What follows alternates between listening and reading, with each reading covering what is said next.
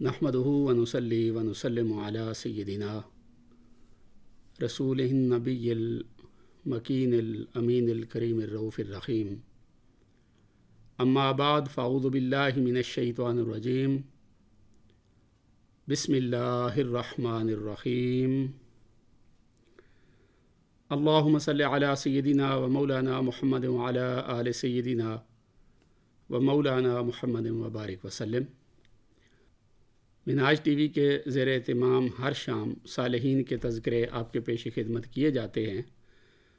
उसी सिलसिला में आज मैं आपके सामने हज़रत सैयदना उमर बिन अब्दुल अज़ीज़ रज़ी अल्लाह तआला अन्हु का तज़किरा करने जा रहा हूँ। सैयदना फ़ारूक आज़म रज़ी अल्लाह तआला अन्हु खलीफ़ा सानी अमीरुल मोमिनीन रज़ी अल्लाह तआला अन्हु का मामूल था कि आप हर रात या अक्सर रात को मदीना की गलियों में गश्त किया करते थे। कभी आपका ग़ुलाम असलम भी आपके साथ होता और कभी आप अकेले होते। पिछली रात का वक़्त होता, मदीना की गलियों में चलते फिरते लोगों के अहवाल की ख़बर रखते।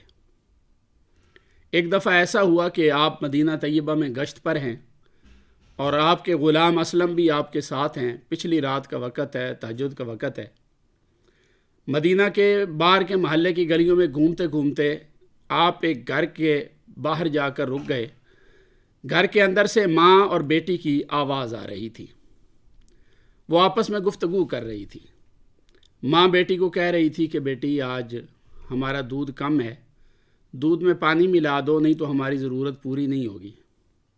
बेटी जवाब देती है कि अम्मी जान, आप जानती हैं कि अमीरुल मोमिनीन उमर इब्न ख़त्ताब रज़ी अल्लाह तआला अन्हु ने दूध में पानी मिलाने से मना कर दिया। माँ कहती, बेटी उमर कौन सा देख रहे हैं? बेटी जवाब देती है, अगर नहीं देख रहे तो क्या हुआ, खुदा पाक तो देख रहा है। और वैसे भी अम्मी जान, मैं ऐसी हरगिज़ नहीं हूँ कि सामने तो अमीरुल मोमिनीन की इताअत करूँ, इत्तिबा करूँ और उनकी पुश्त पीछे उनकी मुखालफत करूँ। हज़रत उमर फ़ारूक रज़ी अल्लाह तआला अन्हु माँ बेटी की ये गुफ्तगू सुनकर बड़े हैरान हुए। आपने घर के बाहर निशान लगाया, अपने ग़ुलाम को साथ लिया और वापस आ गए। सुबह आपने ग़ुलाम असलम को भेजा कि जाओ उसी घर को तलाश करो और जाकर मालूमात हासिल करो कि ये कौन लोग हैं, वो ख़ातून कौन है और जिस बच्ची के साथ वो बात कर रही थी वो कौन है। आपके ग़ुलाम असलम गए, उन्होंने जाकर सारे हालात का जायज़ा लिया तो पता ये चला कि ये कबीला बनु हिलाल की एक बेवा ख़ातून रहती है और उसके साथ उसकी एक बेटी है और घर में कमाने वाला और कोई मर्द नहीं है और वो दूध बेचकर अपनी गुज़र बसर करती। उमर फ़ारूक रज़ी अल्लाह तआला अन्हु उस बच्ची की अमानत व दयानत और उसकी सदाकत से बहुत ज़्यादा मुतासिर हुए। आपने अपने बेटों को बुलाया और फरमाया कि तुम में से अगर कोई निकाह करना चाहता है तो ये कबीला हिलाल की इस फलां बच्ची के साथ कर लो। आपके फ़र्जंद हज़रत आसिम बिन उमर बिन ख़त्ताब रज़ी अल्लाह तआला अन्हु वो आगे बढ़े कि अब्बा जान, बाकी तो सबकी शादी हो गई, तो मेरी नहीं हुई, मेरी शादी इसके साथ करवा दें। हज़रत उमर फ़ारूक रज़ी अल्लाह तआला ने फरमाया कि बेटे इसके साथ निकाह कर लो, ये इतनी काबिल लड़की है कि इंशाअल्लाह ये एक शाह सवार को पैदा करेगी जो अरब का सरदार बनेगा। आसिम बिन उमर बिन ख़त्ताब का उस हिलालिया इताअत गुज़ार वफ़ा शिआर लड़की के साथ निकाह हो जाता है। दोनों की गुज़र बसर शुरू हो जाती है। वो गरीब घराने की लड़की खलीफतुल मोमिनीन अमीरुल मोमिनीन उमर फ़ारूक रज़ी अल्लाह तआला अन्हु की बहू बनकर, उनके बेटे की बीवी बनकर दार खिलाफत में आ जाती, उमर फ़ारूक के घर में आ जाती। उनकी औलाद पैदा होती है, लड़का तो पैदा नहीं होता, एक बेटी पैदा होती। ये फ़ारूक आज़म रज़ी अल्लाह तआला अन्हु की पोती है। उसका नाम लैला रखा जाता है, जो बाद में उम्मे आसिम लैला के नाम से मशहूर होती। ये उम्मे आसिम بہت ذہین، دل دادا اور نیک سیرت ثابت ہوتی ہیں۔ بچپن ہی سے اپنے والد اور اپنے دادا سے احادیث سننے اور روایت کرنے کا شغف ان میں پیدا ہوتا ہے، اور ان کی روایت کردہ احادیث میں سے جو مشہور روایت ہے وہ نعم الادام الخل کہ سب سے بہترین سالن سرکہ ہے، بڑی معروف حدیث پاک ہے۔ فاروق اعظم رضی اللہ تعالیٰ عنہ کے گھرانے میں پرورش پانے کی وجہ سے عبادت و زہد ان کی سرشت میں شامل ہو جاتا۔ ام عاصم لیلہ کا نکاح، یہ جوان ہوتی ہیں، فاروق اعظم رضی اللہ تعالیٰ عنہ کی پوتی ہیں، ان کا نکاح مصر کے گورنر عبدالعزیز بن مروان سے ہو جاتا ہے۔ عبدالعزیز نرم طبیعت کے اور خوش پوشاک انسان ہیں، اور ہر روز بہت وسیع پیمانے پر لوگوں میں لنگر تقسیم کرتے۔ جب ام عاصم لیلہ کا نکاح عمر بن عبدالعزیز سے ہوا تو اس سے ان کے 4 بیٹے پیدا ہوئے، ابو بکر، عمر، محمد اور عاصم۔ اسی عاصم کی وجہ سے لیلہ کو ام عاصم کہا جاتا ہے۔ ان 4 بیٹوں میں سے حضرت عمر بن عبدالعزیز رضی اللہ تعالیٰ عنہ کا نام سب سے نمایاں ہے، یعنی عمر بن عبدالعزیز رضی اللہ تعالیٰ عنہ سیدنا فاروق اعظم رضی اللہ تعالیٰ عنہ کی پوتی کے بیٹے۔ امیر المومنین ابو حفص عمر بن عبدالعزیز، آپ اسلام کے سب سے پہلے مجدد، اور آپ کی ولادت 61 ہجری میں یعنی 681 عیسوی مصر کے پرفضا مقام حلوان میں جو محل تھا اس میں ہوئی۔ اس وقت تک دنیا کا 1/3 سے زیادہ علاقہ مسلمانوں کے زیر نگین تھا۔ افریقہ کے دور دراز کے جنگلات سے یورپ کے سبزہ زاروں تک، اندلس کے میدانوں سے سندھ کے ریگستانوں تک، ملتان کے لہلہاتے کھیتوں، کابل کے پہاڑوں سے ہندوستان کی سرحدوں تک، اور روم سے چین تک امت مسلمہ کا پرچم لہراتا تھا۔ بنو امیہ دنیائے اسلام کے سیاہ و سفید کے مالک تھے، اور ان کی قوت و سطوت کے آگے کسی کو دم مارنے کی نہ ہمت تھی نہ جرأت تھی۔ ایسے میں حضرت عمر بن عبدالعزیز رضی اللہ تعالیٰ عنہ آپ کی پیدائش ہوتی۔ مال و دولت کی فراوانی اور بیش بہا آسائشوں کی موجودگی کے باوجود سیدنا عمر بن عبدالعزیز رضی اللہ تعالیٰ عنہ بچپن سے ہی انصاف پسند، صلح جو، نرم طبیعت اور پاک باز انسان تھے۔ بردباری اور سنجیدگی ان کے منفرد اور جداگانہ مزاج کا حصہ تھی۔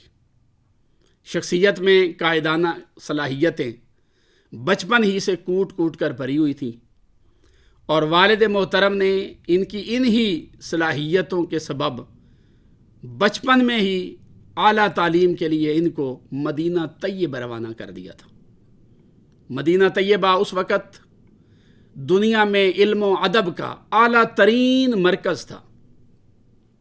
آپ نے یہاں پر صحابہ کرام رضوان اللہ علیہم اجمعین، مشہور تابعین حضرت عبداللہ بن جعفر رضی اللہ تعالیٰ عنہ، حضرت انس بن مالک رضی اللہ تعالیٰ عنہ، حضرت ابو بکر بن عبد الرحمن رضی اللہ تعالیٰ عنہ، حضرت عبداللہ بن عتبہ بن مسعود رضی اللہ تعالیٰ عنہ، اور اسی طرح اور کئی صحابہ کرام کے در دولت سے علم و عمل کے خزینے حاصل کیے، اور یہیں پر آپ نے قرآن مجید حفظ کیا۔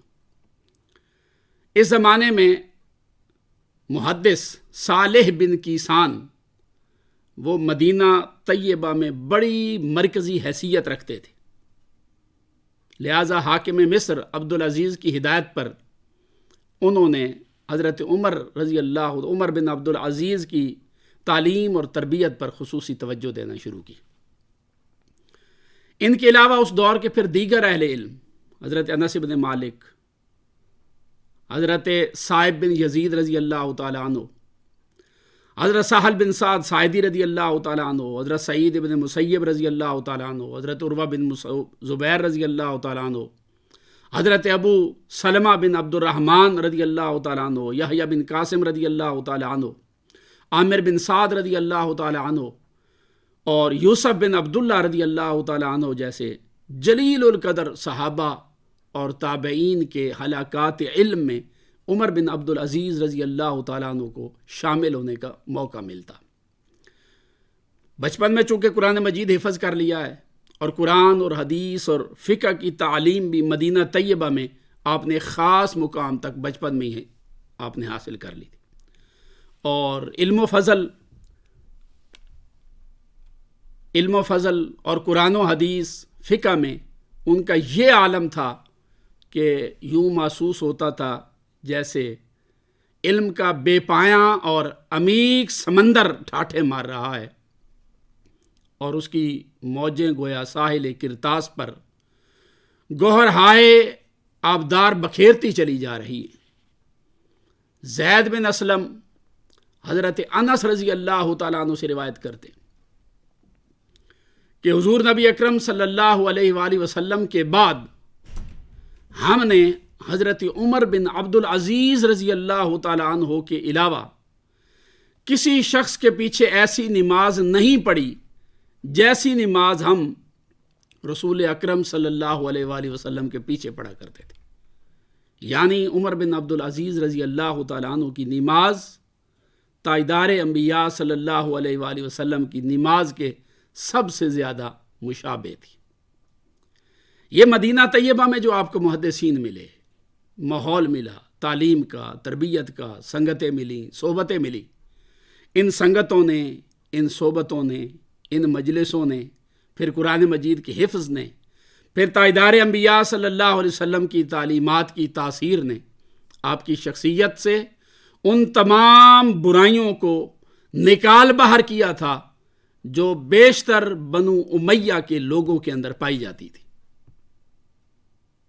مگر روایت حدیث میں سب سے زیادہ فیض آپ نے مدینہ طیبہ کے فقہائے سبع میں سے دوسرے طبقہ کے عظیم تابعی اور فقیہ حضرت عبید اللہ بن عبداللہ بن عتبہ بن مسعود رضی اللہ تعالیٰ عنہ سے حاصل کی۔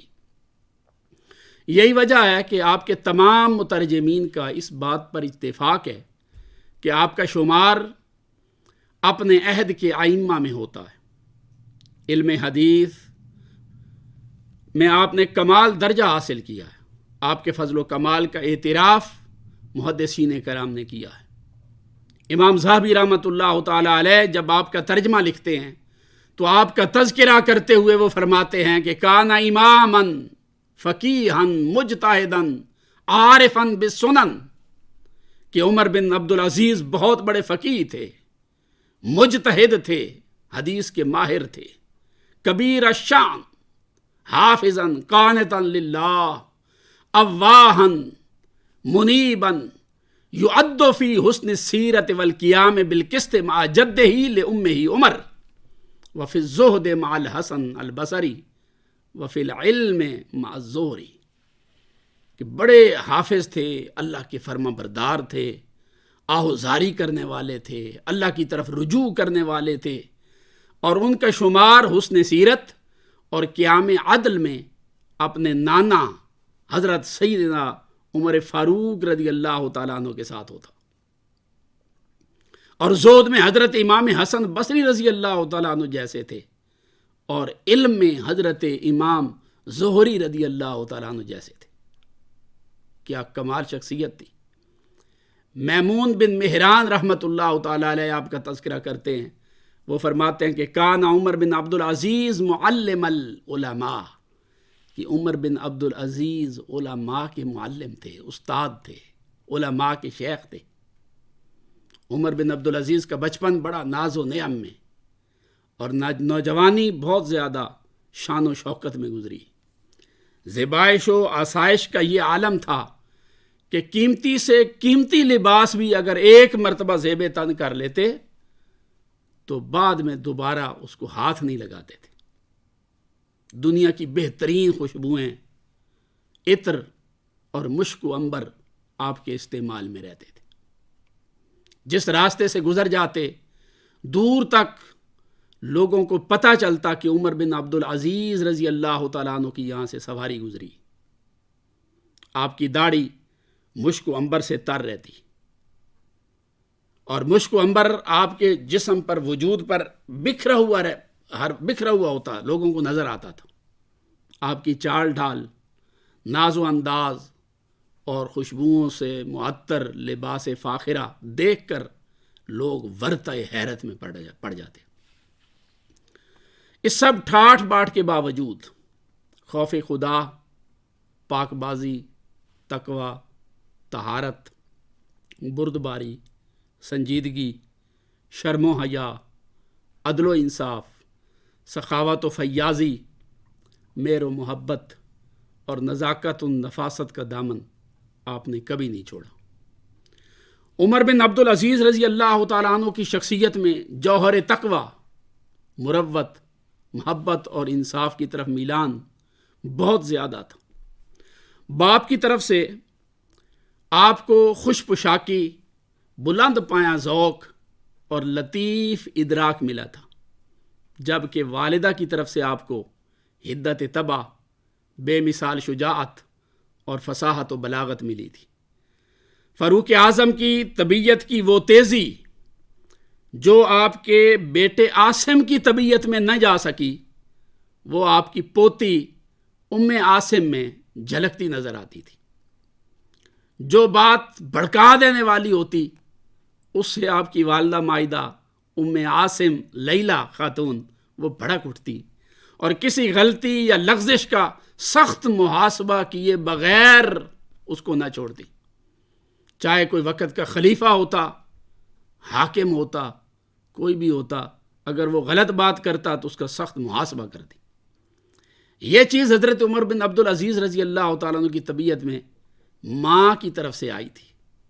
لہٰذا ماں کی طبیعت کی تیزی نے آپ کو انصاف پسند بنایا اور اس نے آپ کی تربیت میں بہت اہم کردار ادا کیا.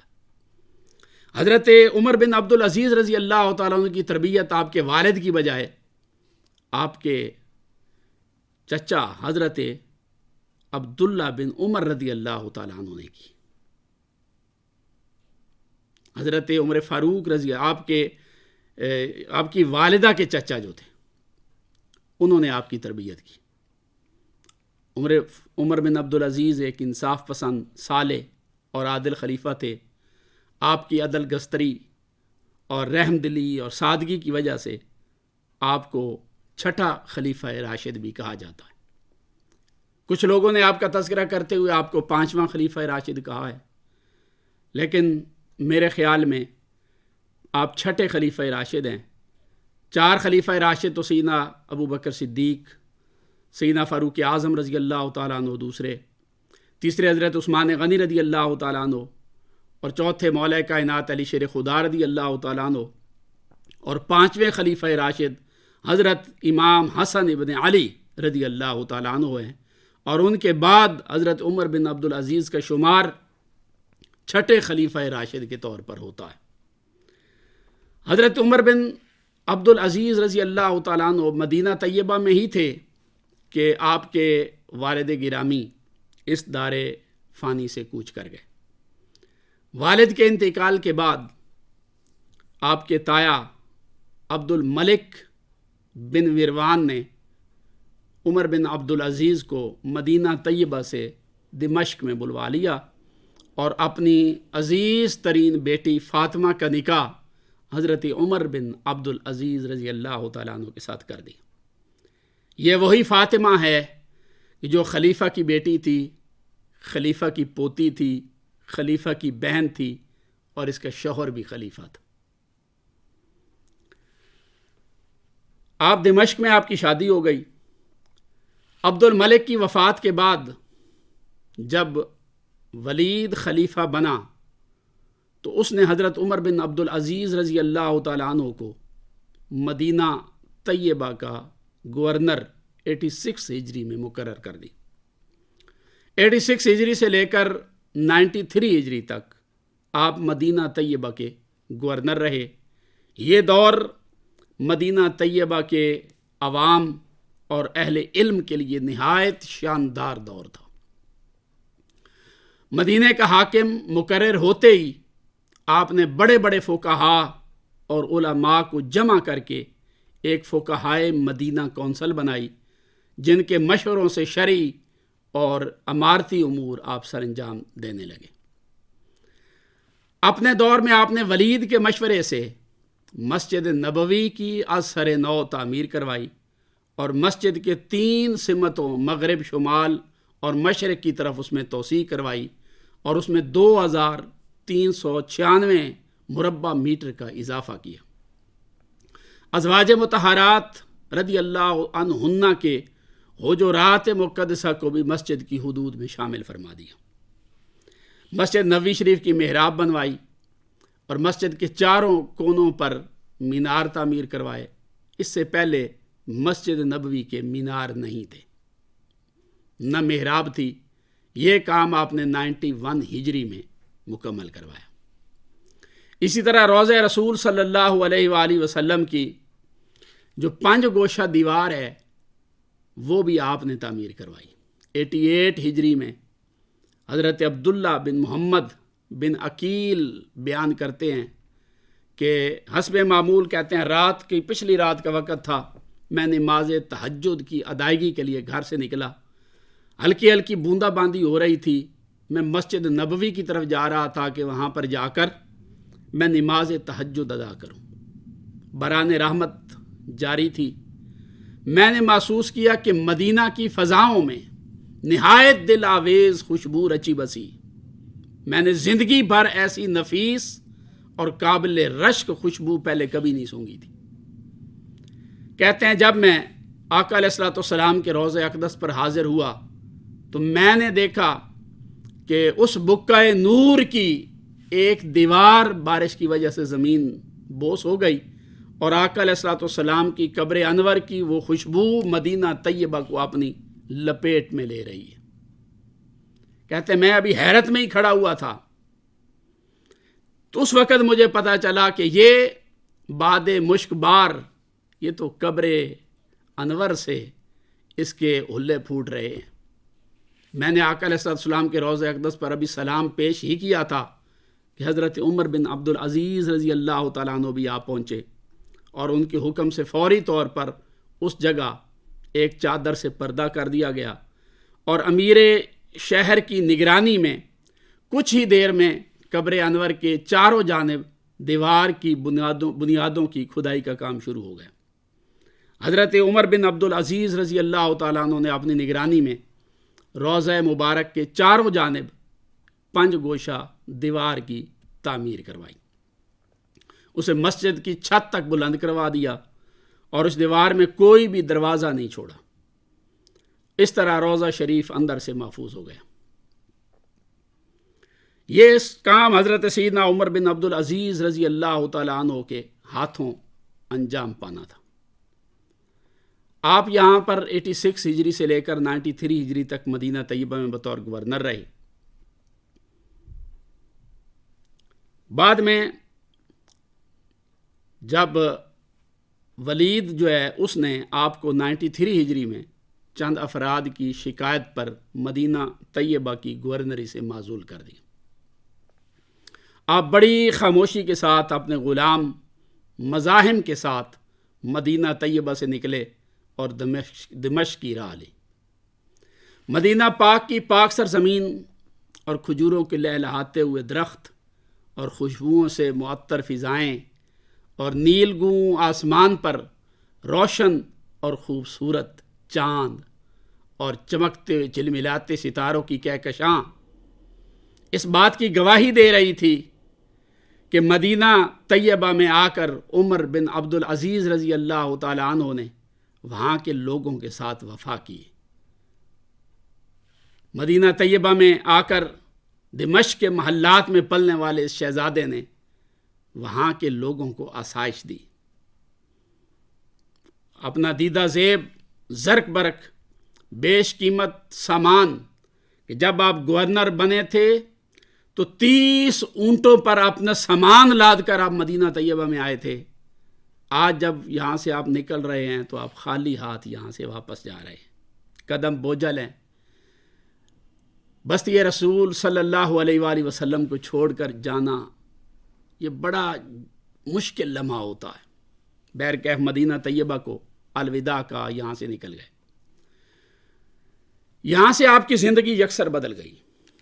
آپ نے محلات کی رونقیں بھی دیکھی, چکا چوند بھی دیکھی, مال و دولت دنیا بھی دیکھا, اس کی ناپائیداری بھی دیکھی, رشتہ داروں اور حکمرانوں کا آنکھیں بدلنا بھی دیکھا. اس سے اس دنیا کی بے ثباتی کا تصور آپ کے اندر پختہ ہو گیا. کہاں وہ ٹھاٹھ باٹ ہوتی تھی آپ کی کہ آپ کا جو انداز تھا زندگی کا جوانی کے اندر, اس میں غرور, ناز تھا, عیش و عشرت تھی. آپ گھر سے غلاموں کے جھرمٹ میں نکلا کرتے تھے, قیمتی سے قیمتی تہبند باندھا کرتے تھے, اور تہبند کا اگر پلو آپ کے جوتے کے نیچے آ جاتا, آپ جھک کر جوتے کے نیچے سے نکالتے نہیں بلکہ کپڑا کھینچ کر پھاڑ دیا کرتے تھے. اگر چادر کا کوئی پلو آپ کے کندھے سے سرک کر نیچے چلا جاتا تو اسے اٹھانا بھی کسر شان سمجھتے تھے. اور اگر آپ کے جوتے کا کوئی تسمہ ٹوٹ جاتا تو اسے چھوڑ دیتے. اگر کوئی خادم اسے اٹھا کر آپ کے پاس لے آتا تو آپ اس کو ڈانٹ پلاتے اور جوتا پھینک دیتے. ایک دور یہ بھی ہے آپ کی زندگی کا, غرور و فخر, تکبر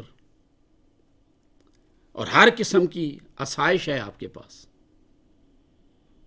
مگر جب آپ خلیفہ بنتے سلیمان کے وفات کے بعد, تو اپنی اس بیش بہا قیمتی اور نرم و نازک اور ریشم و کم خواب کے طرح اس اپنی زندگی کو چھوڑ دیتے.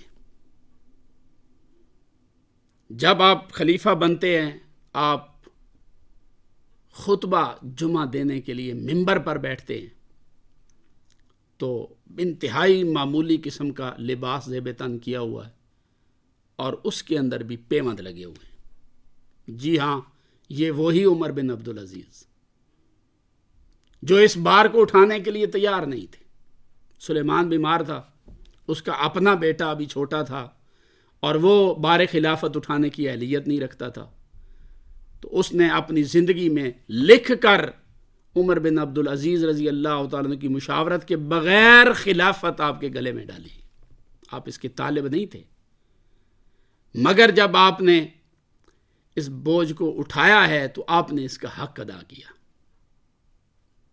وہ جو آپ کی بیوی فاطمہ, جو خلیفہ کی پوتی, خلیفہ کی بیٹی, خلیفہ کی بہن, اور جس کا شوہر بھی خلیفہ تھا,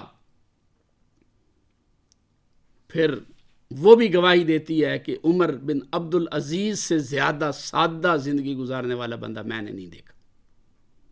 آپ خلیفہ بنے, آپ نے بنو امیہ کی دور کی جتنی بھی ریچولز تھیں, روایات تھیں, وہ ساری کی ساری بدل دی. آپ کے دور خلافت تک حالات کافی دگرگوں ہو چکے تھے. عربوں میں نسلی تفاخر اور قومی عصبیت نے پھر سے سر اٹھانا شروع کر دیا تھا.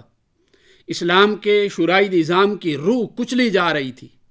امانت و دیانت کا تصور دھندلا چکا تھا.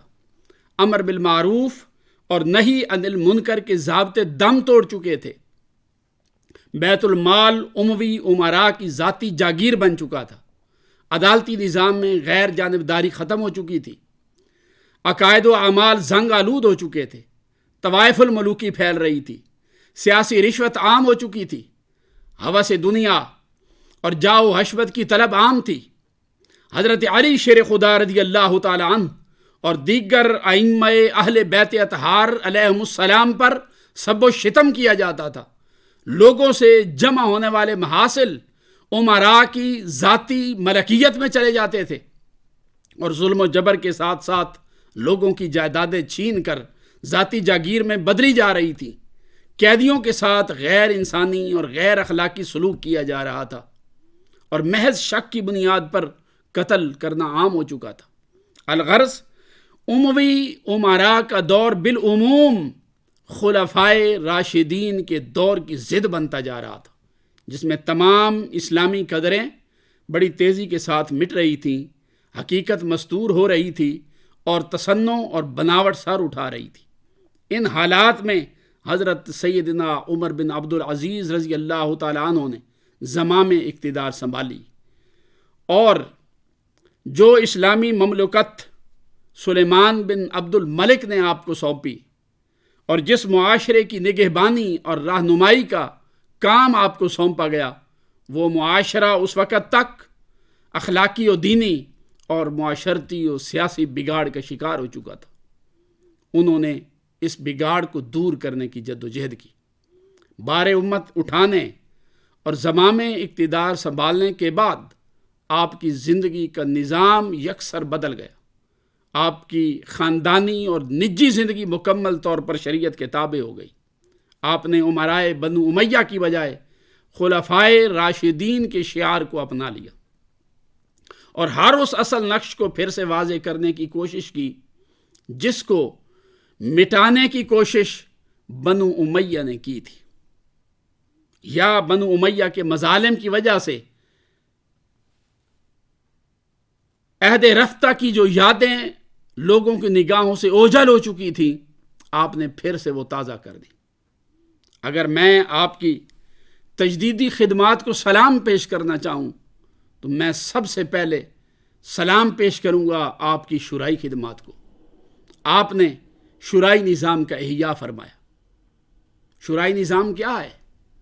کہ اجتماعی نوعیت کے وہ امور جن کے متعلق قرآن و سنت میں واضح تصریح موجود نہ ہو، ان کا حل آزادانہ رائے کے ذریعے تلاش کیا جاتا ہے۔ اسی کو شورائی نظام کہتے ہیں۔ باہم مشورے کی اہمیت کا اندازہ اس بات سے لگایا جا سکتا ہے کہ قرآن مجید میں شورا نام کی پوری ایک صورت آئی اور نبی اکرم صلی اللہ علیہ وآلہ وسلم کو صحابہ کرام کے ساتھ مشورہ کرنے کا حکم دیا گیا کہ وَشَاوِرْهُمْ فِي الْأَمْرِ، کہ اپنے امور کے اندر ان کے ساتھ مشاورت کیجیے۔ اور یہ جو باہمی مشورے ہیں، اللہ پاک نے ہمیں ان کا حکم دیا کہ وَأَمْرُهُمْ شُورَىٰ بَيْنَهُمْ۔ اہل ایمان کی خوبی یہ ہے کہ وہ اپنے معاملات کو باہمی مشوروں سے طے کرتے ہیں۔ امرائے بنو امیہ نے اسی شورائی نظام پر کاری ضرب لگائی تھی اور آپ نے اس کی روح کو پھر سے نئی زندگی عطا فرمائی۔ ولایت مدینہ کے دوران آپ نے 10 قابل ترین افراد پر ایک مجلس مشاورت بنائی جن کے پاس وسیع انتظامی اور عدالتی اختیارات تھے۔ آپ نے 10 فقہائے کرام کی کمیٹی بنائی جن میں حضرت عبداللہ ابن عمر رضی اللہ تعالیٰ، عبداللہ ابن زبیر رضی اللہ تعالیٰ عنہ، عبید اللہ بن عبداللہ بن عتبہ رضی اللہ تعالیٰ عنہ، ابو بکر بن عبد الرحمن بن حارث بن ہشام، ابو بکر بن سلیمان بن ابی خیثمہ، سلیمان بن یسار، قاسم بن محمد، سالم بن عبداللہ بن عمر رضی اللہ تعالیٰ عنہ، عبداللہ بن عمر، عبداللہ بن عامر بن ربیعہ، خارجہ بن زید بن ثابت رضی اللہ تعالیٰ عنہ۔ ان لوگوں پر مشتمل آپ نے ایک کمیٹی بنائی اور اس کمیٹی کے ساتھ آپ کی جو سب سے پہلی میٹنگ ہے اس میں آپ نے جو گفتگو کی وہ آب زر سے لکھے جانے کے قابل ہے۔ آپ نے فرمایا انی دعوتکم لامر توجرون علیہ وتکونون فیہ اعوانا علی الحق انی لا ارید ان اقطع امرا الا برأیکم او برأی من حضر منکم فإن رأيتم أحدا يتعدى أو بلغكم عن عامل لي ظلامة فحرج الله على من بلغه ذلك إلا أبلغني۔ آپ نے ارشاد فرمایا میں تمہیں جس کام کے لیے بلا رہا ہوں اور میں نے تمہیں جو ذمہ داری دی ہے وہ یہ ہے کہ اس کام میں تم حق کے مددگار بن جاؤ۔ میں نہیں چاہتا کہ کوئی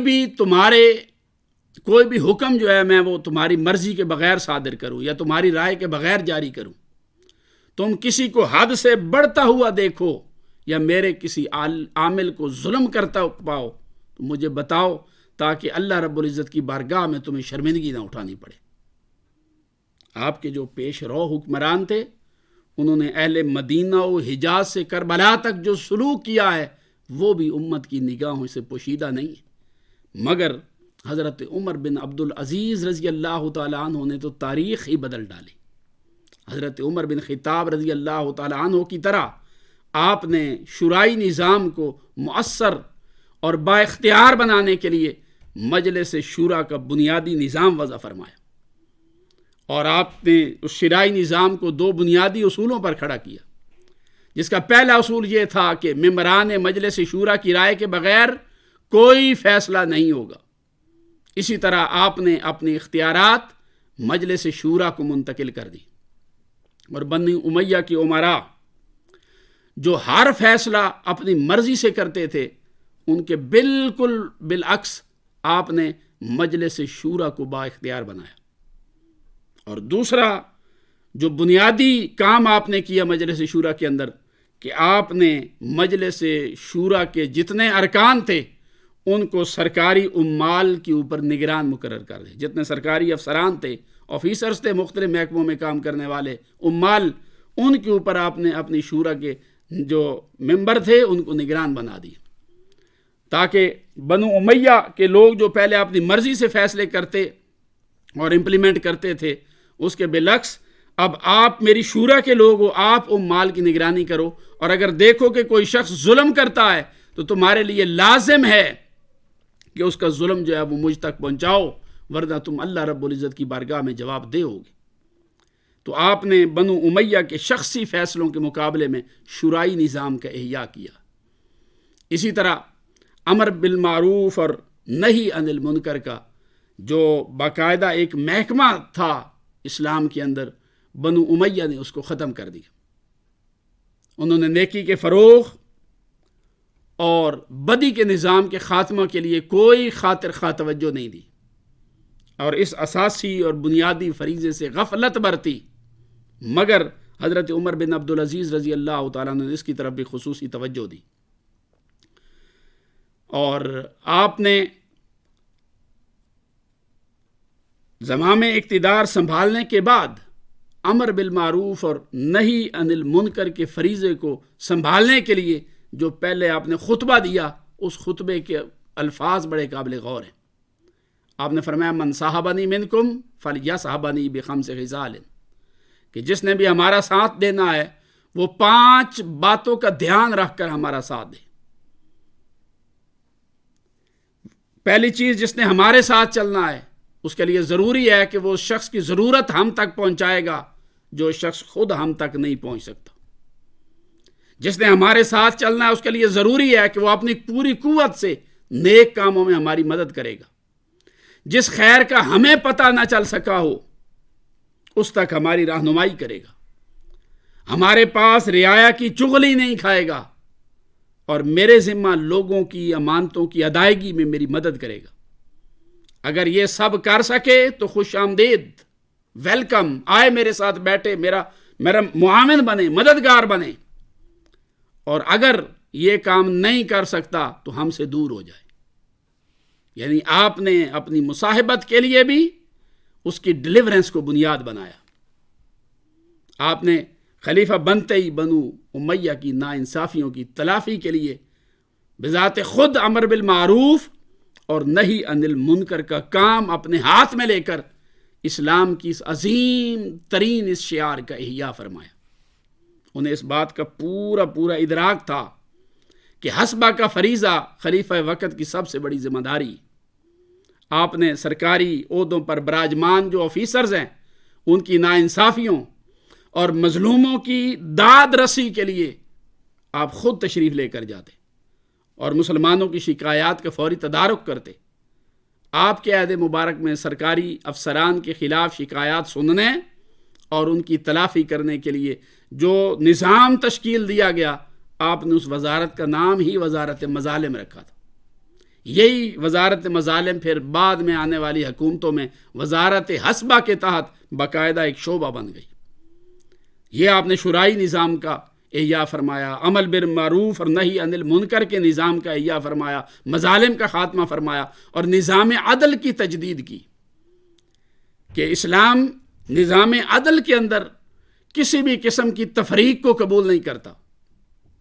اسلامی نظام عدل بلا تفریق رنگ و نسل اور بلا تفریق مذہب و ملت سب کو انصاف مہیا کرتا ہے، مگر جب یزید پلید کا دور آیا اس نے سب سے پہلے آقا علیہ الصلوۃ والسلام کی امت میں اسی نظام عدل کا خاتمہ فرمایا، اور حضور صلی اللہ علیہ وسلم کی حدیث پاک بھی تھی۔ حضرت ابی عبیدہ رضی اللہ تعالیٰ عنہ روایت کرتے ہیں کہ حضور صلی اللہ علیہ وسلم نے فرمایا لا یزال امر امتی قائما بالقسط حتی یسلمہ رجل من بنی امیہ یقال لہ یزید۔ حضور نے فرمایا کہ میری امت میں عدل و انصاف کا معاملہ قائم رہے گا یہاں تک کہ پہلا شخص جو میری امت میں عدل و انصاف کے نظام کو تباہ کرے گا وہ بنو امیہ کے ایک شخص ہوگا جس کا نام یزید ہوگا۔ عمر بن عبدالعزیز رضی اللہ تعالیٰ عنہ نے اس یزیدی سوچ جو نظام عدل کی خرابی کا باعث بنی ہے اس کا خاتمہ فرمایا اور عدل کو پھر سے اپنی بنیادوں پر قائم کیا، یہاں تک کہ آپ کے عہد مبارک میں جاری ہونے والی کرنسی پر بھی یہ عبارت کندہ ہوتی تھی کہ امر اللہ بالوفاء والعدل، کہ اللہ نے وفا اور عدل کرنے کا حکم دیا۔ آپ کو ذات کا انتخاب خود فرماتے تھے اور ان کے لیے صادق اور امین ہونے کے لیے آپ کے ساتھ ساتھ آپ نے کچھ اور بھی لازمی خوبیاں ان کے اندر پائے جانے کا آپ نے لازمی نوٹس جاری کیا تھا کہ قاضی القضات جو بنے گا وہ صادق ہوگا، امین ہوگا، سنت کا عالم ہو، بردبار اور باوقار ہو، صابر اور منکسر المزاج ہو، پاک دامن ہو اور مشورہ کرنے والا ہو۔ جس کے اندر یہ 5 خوبیاں جمع ہوں گی وہ قاضی بننے کا اہل ہے، اور اگر ان میں سے کسی ایک خوبی اور اہلیت کا فقدان ہو تو وہ بندہ منصب قضات کا اہل ہی نہیں ہے، وہ اس کا عیب تصور ہوتا ہے، وہ اس درجے پر اس منصب کے اوپر نہیں بیٹھ سکتا۔ آپ نے قضات کے لیے یہ بھی لازم کر دیا کہ وہ آپ کے علم میں لائے بغیر کسی شخص پر حد نافذ نہیں کریں گے۔ ادئی بن ارطاط نے جو ملزم پکڑے جاتے تھے ان سے سچ اگلوانے کے لیے آپ کی طرف ایک خط لکھا، اور اس نے ملزموں سے سچ اگلوانے کے لیے ان کے اوپر ظلم کرنے کی آپ سے اجازت مانگی کہ ذرا ہم پھینٹی لگا کے زبردستی اس کے اوپر کر کے اس سے سچ اگلوائیں تو ظلم کرنے کی اجازت دی جائے، سچ اگلوانے کے لیے مارنے کی اجازت دی جائے۔ آپ نے اس کو جواب لکھا ادئی ابن ارطاط کو، اور آپ نے فرمایا العجب کل العجب من استئذانک ایایا فی عذاب بشر کانی لک جنۃ فی عذاب اللہ وکأن ردائی عنک ینجیک من سخط اللہ عز وجل۔ آپ نے فرمایا عجب، بہت تعجب کی بات ہے یہ کہ تو مجھ سے کسی انسان کو عذاب دینے کی اجازت مانگتا ہے، یہ کتنے تعجب کی بات ہے۔ گویا میں اللہ کے عذاب سے تمہارے لیے کوئی ڈھال ہوں؟ تم کسی کے اوپر ظلم ڈھاؤ گے تو تم یہ سمجھتے ہو کہ میری رضا تمہیں اللہ کے عذاب سے بچا لے گی؟ آپ نے فرمایا دھیان کر کہ جس کے پاس پختہ دلیل ہے تو اس سے اس کی دلیل طلب کر، اور جو کوئی کسی چیز کا اقرار کرتا ہے تو اس کے اقرار کے مطابق اس کے ساتھ معاملہ کر، اور جو کوئی انکار کرتا ہے اس سے قسم لے لے اور اس کی راہ کو چھوڑ دے، ظلم نہ کر۔ پھر آپ نے تاریخی جملہ بولا، فرمایا وَيَّمَ اللَّهُ لِأَن يَلْقُوا اللَّهَ عَزَّ وَجَلَّ بِخِيَانَاتِهِمْ أَحَبُّ إِلَيَّ مِنْ أَنْ أَلْقَى اللَّهَ بِدِمَائِهِمْ۔ فرماتے ہیں خدا کی قسم ان کا اپنی خیانتوں کے ساتھ اللہ کا سامنا کرنا مجھے اس بات سے زیادہ پسند ہے کہ میں ان کے خون کے ساتھ جا کر اللہ سے ملوں۔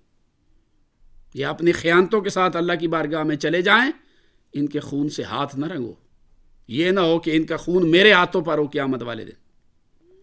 تو آپ نے بے مثال عدل و انصاف کا نظام قائم کیا۔ علامہ جوزی نے لکھا ہے کہ آپ کے اس عدل و انصاف کے نظام کا ہی کمال تھا کہ رعایا بڑی خوشحال ہو گئی، اور طول و عرض میں جو افلاس اور غربت تھی وہ ختم ہو گئی، اور کوئی صدقہ دینے والا بندہ بھی نہیں ملتا تھا۔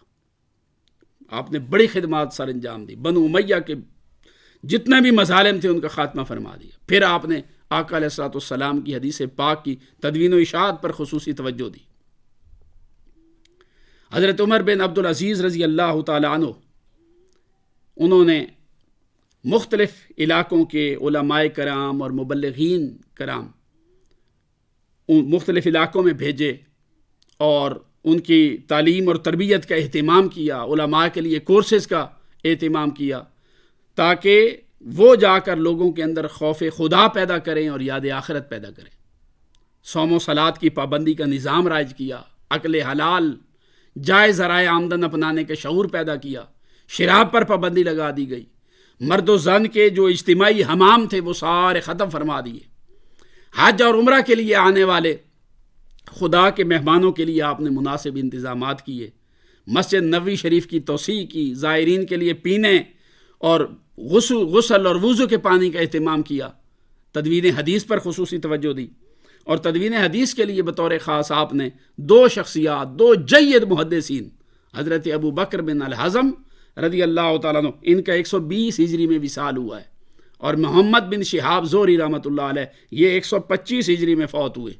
آپ نے ان دو علماء اور محدثین کی نگرانی میں سرکاری سطح پر احادیث کی تدوین کا اہتمام فرمایا، ان کی ڈیوٹی لگا دی، اور مختلف علاقوں میں پھر مختلف لوگ ان کے انڈر کر دیے کہ جو احادیث مبارکہ منتشر تھی تاکہ وہ ان کو جمع کرتے۔ تو چونکہ یہ خیر کا دور تھا اور وضع حدیث کا فتنہ ابھی پیدا نہیں ہوا تھا، اور صحابہ کرام تھے یا تابعین تھے حدیث کی روایت کرنے والا طبقہ، تو آپ نے باقاعدہ ڈیوٹی لگائی۔ تو مکہ مکرمہ میں عبد الملک بن عبدالعزیز بن جریج البصری کی آپ نے ڈیوٹی لگائی، مدینہ طیبہ میں امام مالک بن انس تھے، محمد بن اسحاق تھے، محمد بن عبد الرحمن بن ابی زیب تھے، اسی طرح بصرہ میں ربیع بن سبی تھے، سعید بن ابی عروہ تھے، حماد بن سلمہ تھے، کوفہ میں حضرت سفیان ثوری رضی اللہ تعالیٰ ان کا پورا حلقہ تھا محدثین کرام کا، یمن میں معمر بن راشد تھے، شام میں عبد الرحمن بن عمر الاوزاعی تھے، خراسان میں عبداللہ ابن عمر تھے، تو واسط میں حشیم بن بشیر تھے، رے میں جریر بن عبد الحمید تھے، اور مصر میں عبداللہ بن وہب تھے۔ تو ان کو ان دو بڑے ان ہستیوں کے انڈر کر دیا، اور پھر باقاعدہ احادیث مبارکہ کے مجموعے تیار ہوئے، اور انہیں حفاظت کے ساتھ پھر صرف محض آپ نے سنبھال کر نہیں رکھا، بلکہ ان کی اشاعت کے لیے بھی آپ نے خصوصی ان کے مخطوطے تیار کروا کر اپنی حکومت میں ان کو بھجوایا مختلف علاقوں میں۔ یہی وجہ ہے کہ حضرت ابن شہاب زہری رحمۃ اللہ علیہ نے اس بات کی تصریح کی، وہ فرماتے ہیں کہ امرنا عمر ابن عبدالعزیز رضی اللہ تعالیٰ عنہ بجمع السنن فکتبناها دفترا دفترا، کہ عمر بن عبدالعزیز نے ہمیں احادیث مبارکہ جمع کرنے کا حکم دیا، اور ہم نے احادیث طیبہ کو کئی دفاتر میں مرتب کر دیا اور جمع کر دیا۔ فبعث الى كل ارض له علیہا سلطان دفترا، اور عمر بن عبدالعزیز رضی اللہ تعالیٰ عنہ نے ہر اس علاقے کی طرف ایک دفتر روانہ کر دیا جو ان کی سلطنت کا حصہ تھا، یعنی تدوین حدیث پر خاص توجہ دی، رفاع عامہ کی فلاح اور بہبود کے منصوبے آپ نے قائم کیے، بیت المال میں ایک خاص صیغہ آپ نے صرف قرض داروں کی قرض کی ادائیگی کے لیے قائم کر دیا، عام لنگر خانے قائم کر دیے جہاں پر فقراء اور مساکین اور مسافروں کو کھانا ملتا تھا، شیرخوار بچوں کے وظائف مقرر کیے، حاجت مند لوگوں کے لیے مساویانہ طور پر غلہ مقرر کیا جو فی کس 4.5 ارب بنتا تھا، غرباء کے پاس جو کھوٹے سکے ہوتے انہیں کھرے سکوں میں بدلنے کے احکامات جاری فرمائے، اسی طرح جو قیدی تھے جیلوں کے اندر ان کے آپ نے ماہانہ مقرر فرما دیے، وظیفے مقرر کیے، ان کے ساتھ جو ناروا سلوک ہوتا تھا اس کا خاتمہ فرمایا، اسی طرح شک کی بنیاد پر قتل کرنے کا خاتمہ فرما دیا، اور جو لوگ ظلماً جیلوں کے اندر تھے ان کی سزائیں ختم کر دی، اسی طرح بغیر کسی روک ٹوک کے جن لوگوں کے وظائف لگے ہوئے تھے ان تک وہ پہنچائے، جہاں سے شاہی فوج گزرتی لوگوں کی فصلوں کا نقصان ہوتا اس کا تاوان حکومت ادا کرنے لگ گئی، اپاہجوں کے وظائف مقرر کر دیے، آپ نے سرائیں بنوائیں، لنگر خانے چراگاہیں بنوا دیں، مساجد کی تعمیر اور تزئین پر خصوصی توجہ دی، تالاب بنوائے، حدود حرم کی تحدید کروائی، ذمیوں کے ساتھ مشفقانہ برتاؤ کیا، اور ان کی دیت مسلمانوں کی دیت کے برابر قرار دی، اور ان کے مذہبی حقوق کا تحفظ کیا۔ تو آپ کا دور جو ہے وہ خلفائے راشدین کے دور کی ایک پکچر بن گیا، تصویر بن گیا۔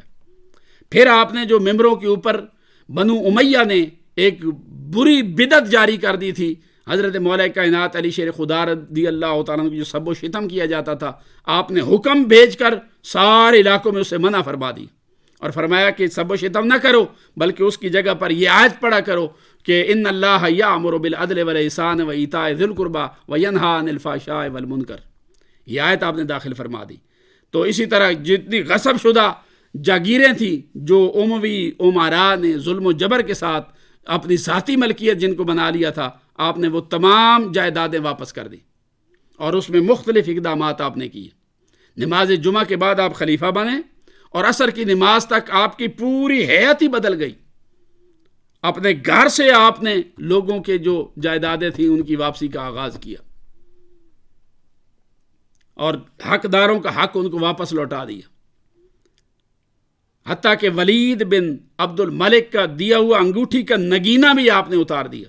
اور خلیفہ بننے کے بعد آپ نے مملوکہ جتنی بھی آپ کے استعمال میں چیزیں تھیں، لباس، خوشبوئیں، سامان تعیش وغیرہ، ساری چیزوں کا جائزہ لے کر ساری وہ چیزیں فالتو جو تھی ان کو بیچا اور 23,000 دینار ان کی قیمت بنی، وہ بیت المال میں جمع کروا دی۔ حضرت معاویہ کے زمانے سے لے کر ان کے خلیفہ بننے تک جتنی غصب شدہ جائیداد تھی، چیزیں تھیں، مال دولت وغیرہ، وہ ان کے مالکوں کو واپس کی۔ اور جب کوئی شخص آ کر دعویٰ کرتا تو اس سے قاطع دلیل بھی طلب نہیں کرتے تھے۔ آپ سمجھتے تھے کہ چونکہ ظلماً لیا گیا ہے، یہ امکان دیکھ کر کہ جو غصب ہوا ہوگا، محض اس امکان کی بنیاد پر اس کا دعویٰ قبول کرتے اور اس کی وہ چیزیں اس کو واپس کر دیتے۔ آپ اپنے محل میں جو قالین وغیرہ آپ کے لیے بچھائے گئے تھے وہ بھی بیچ کر بیت المال میں آپ نے جمع فرمائے۔ اپنے استقبال کے لیے آنے والے لشکر اور گھوڑے اور خچر وغیرہ ہر چیز آپ نے بیچ دی۔ آپ نے آگے چلنے والے محافظ کو روک دیا۔ باغ فدق آقا علیہ الصلوۃ والسلام کی آل کو واپس کر دیا، جس کی آمدن پہلے بنو ہاشم کے پاس ہوتی تھی، مگر وہ مروان نے اس کے اوپر زبردستی قبضہ کر لیا تھا، آپ نے وہ بھی ان کو واپس لوٹا دی۔ الغرض آپ کی تجدیدی کاوشیں بے شمار ہیں، ہمہ جہت ہیں، کمپریہنسو ہیں۔ آپ نے بنو امیہ کے جتنے مظالم تھے ایک ایک ظلم کے نقش کو مٹانے کی کوشش کی اور آپ نے اس گرد کو جاڑا ہے جو بنو امیہ کے امراء نے اسلام کے اجلے اور نکھرے چہرے پر ڈالنے کی کوشش کی تھی۔ آپ نے ان اقدار کو زندہ کیا جو مٹ رہی تھی، آپ نے اس اخلاق کا نمونہ پیش کیا جو زندگیوں سے نکل چکا تھا۔ تو آپ کا دور بڑا شاندار دور ہے۔ آپ نے اس زہد کا مظاہرہ کیا ہے جو خلفائے راشدین کی زندگیوں میں ہمیں نظر آتا تھا۔ آپ نے تجدید دین کی ہے، آپ نے ہر قسم کی بدعات کا، خرافات کا، ظلم کا خاتمہ کیا ہے اور انسانی برابری کے تصور پر پھر سے انسانیت کو بلٹ کر کے آپ نے کھڑا کیا ہے اور عہد رفتہ کی یاد کو آپ نے تازہ کیا۔ اللہم اجعل مثواہ فی العلیین وارزقنی قربتہ یا رب العالمین۔ آپ کا دور خلافت 2 سال 5 ماہ اور 15 دن پر محیط ہے۔ اموی خاندان کے لوگوں سے چونکہ آپ نے جائیدادیں واپس لی تھی، اس کی وجہ سے وہ آپ کے مخالف ہو گئے اور آپ کے غلام کے ہاتھوں آپ کو زہر دلوا دیا۔ آپ کو اس بات کا پتہ چل گیا کہ اس نے لالچ میں آ کر پیسے لے کر آپ کو زہر دیا ہے۔ آپ نے اس سے رقم لے کر بیت المال میں جمع کروائی اور آپ نے غلام کو آزاد کر دیا تاکہ کوئی اس کو مار نہ دے، اور اس زہر کی تاب نہ لاتے ہوئے آپ 101 ہجری میں واصل باحق ہوئے۔ انا للہ و انا الیہ راجعون۔